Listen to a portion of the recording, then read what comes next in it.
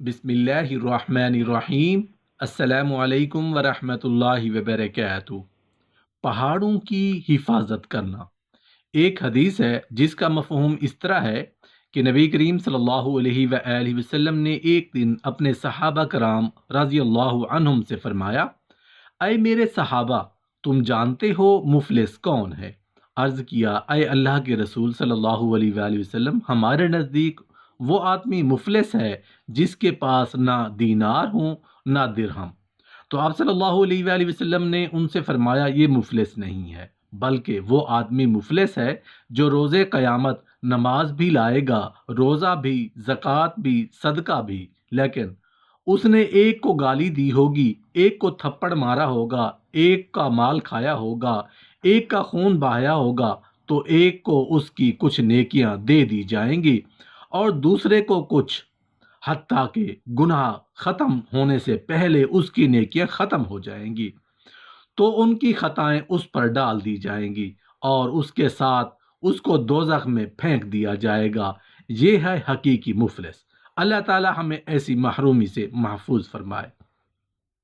حضرت عیسیٰ علیہ السلام عبادت کی خاطر زمین میں سفر کر رہے تھے اور یہ کہہ رہے تھے کہ میری سواری میرے پاؤں ہے، میرے بال میرا لباس ہیں، خوف خدا میرا شعار ہے، زمین کی گھاس میرے لیے خوشبودار پودے ہیں، جو کی روٹی میرا طعام ہے، رات کے اندھیرے میرا سایہ ہیں، جہاں مجھے رات کا ٹھکانہ دے وہی میرا مسکن ہے، اور جس شخص پر موت آنی ہو اس کے لیے یہ بہت ہے۔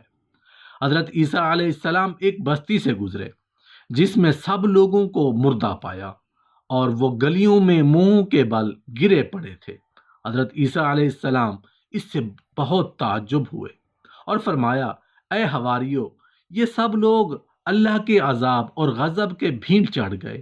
اگر یہ اللہ تعالیٰ کی خوشنودی میں مرتے تو ایک دوسرے کو دفن کرتے۔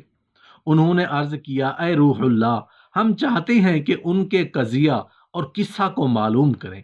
تو حضرت عیسیٰ علیہ السلام نے اللہ تعالیٰ سے اس کے متعلق دعا فرمائی، تو ان کی طرف اللہ تعالیٰ نے وحی فرمائی کہ جب رات کا وقت ہو تو ان کو بلانا، یہ تمہیں جواب دیں گے۔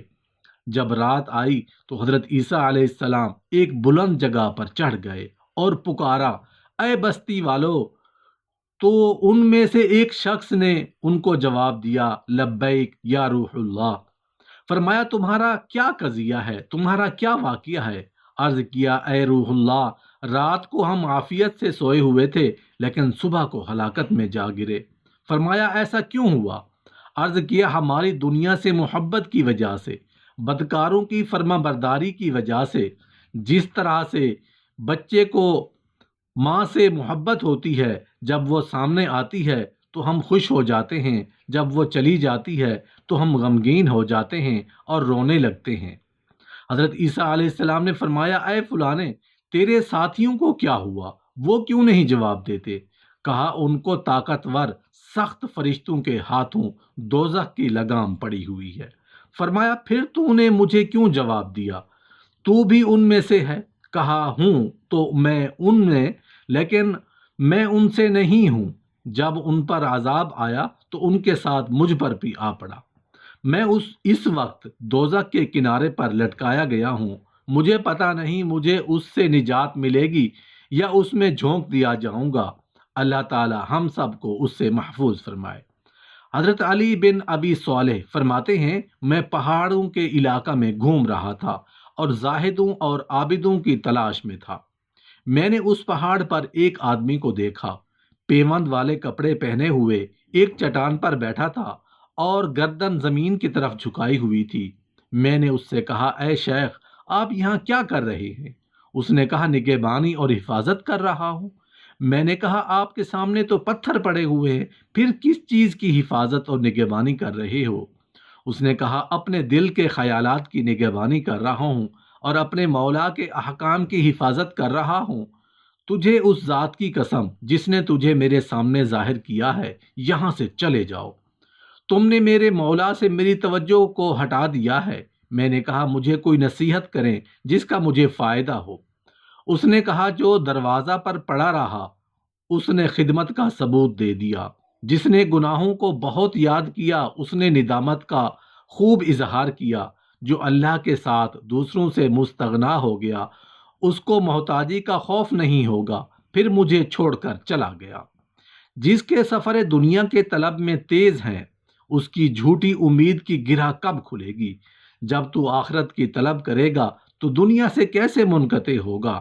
جب اس کے لیے تھوڑا وقت نکالے گا تو فائدہ کیسے اٹھائے گا؟ تعجب ہے تو نے فانی کی طلب میں سفر کی تیاری کیسی ہوئی ہے؟ اس کے راستہ میں تو بہت رہزن ہے۔ زندگی امانت ہے جس کی جوانی کو تو نے خدا کے احکام کی خیانت میں برباد کیا، اس کے بڑھاپے کو فضول گزار دیا۔ اب اخیر عمر میں تو روتا اور کہتا ہے میری عمر ضائع ہو گئی۔ خیانتی اپنی خرید و فروخت میں کب کامیاب ہو سکتا ہے؟ تو دنیا کی طلب میں تندرست ہے اور آخرت کی طلب میں بیمار ہے۔ اے کوتاہ ہمت، تقوی کے راستوں میں کتنا ترقی کی ہے۔ اے باتونی، اے تاریک رات جیسی عمر والے، طاقتوری کے بعد بڑھاپے کی فجر طلوع ہو چکی ہے۔ مردود لوگوں کے ساتھ مردود ہونے سے پہلے توبہ کرنے والوں کی صحبت اختیار کر۔ اے انسان، کب تک عابدوں اور زاہدوں کی شکل و صورت اپناؤ گے؟ تمہارے دل کی غفلت کا حال تو وہی ہے جس سے تم باخبر ہو۔ تیرا ظاہر تو اجالا ہے اور باطن لمبی امیدوں میں لتھڑا ہے۔ جس کو مال کی محبت مائل کر لے وہ خدا کی محبت کے قابل نہیں رہتا۔ اگر مجاہدہ اور مشقت کی تکلیف نہ ہوتی تو لوگوں کو مردانگی کا خطاب نہ ملتا۔ اے مردہ دل، دنیا میں تیرا وعدہ درست ہے لیکن آخرت میں محال ہے۔ اگر تو جوانی میں نیک اعمال کی طرف رغبت نہیں ہوا تو بڑھاپے میں ہو جا۔ سر کے سفید ہو جانے کے بعد کھیل کود درست نہیں ہوتی۔ جب بڑھاپے کی لغزش انسان کو خدا سے دور کر دیتی ہے تو کہا جاتا ہے تو نے شباب کو غفلت میں ضائع کیا اور بڑھاپے میں اعمال بد پر روتا ہے۔ اگر تجھے خبر ہوتی جو تیرے لیے تیار ہو چکا ہے تو طویل طویل راتوں میں رویا کرتا۔ نبی کریم صلی اللہ علیہ وآلہ وسلم کا ارشاد گرامی ہے، تم میں سے کوئی ایک بھی اس برے غلام کی طرح نہ بنے کہ اگر ڈرتا ہے تو کام کرتا ہے، اگر نہیں ڈرتا تو کام نہیں کرتا۔ اور برے مزدور کی طرح بھی نہ بنو کہ اگر اس کو وافر مزدوری نہ ملے تو عمل نہ کرے، بلکہ تمہیں چاہیے کہ تم مزدوری اور ثواب کا لحاظ کیے بغیر خوب سے خوب طور پر عبادت میں مصروف رہو۔ اللہ تعالی نے حضرت داؤد علیہ السلام کی طرف وہی فرمائی کہ اے داؤد، عاشق اللہ تعالیٰ کے حکم اور بردباری کے ساتھ زندگی گزارتے ہیں اور عارفین حضرات اللہ تعالیٰ کے لطف کے ساتھ زندہ رہتے ہیں، اور صدیقین جن سے کبھی گناہ سرزد نہیں ہوتا، یہ لوگ اللہ تعالیٰ کے ساتھ بساط انس میں رہتے ہیں۔ اللہ تعالیٰ ان کو کھلاتے بھی ہیں اور پلاتے بھی ہیں۔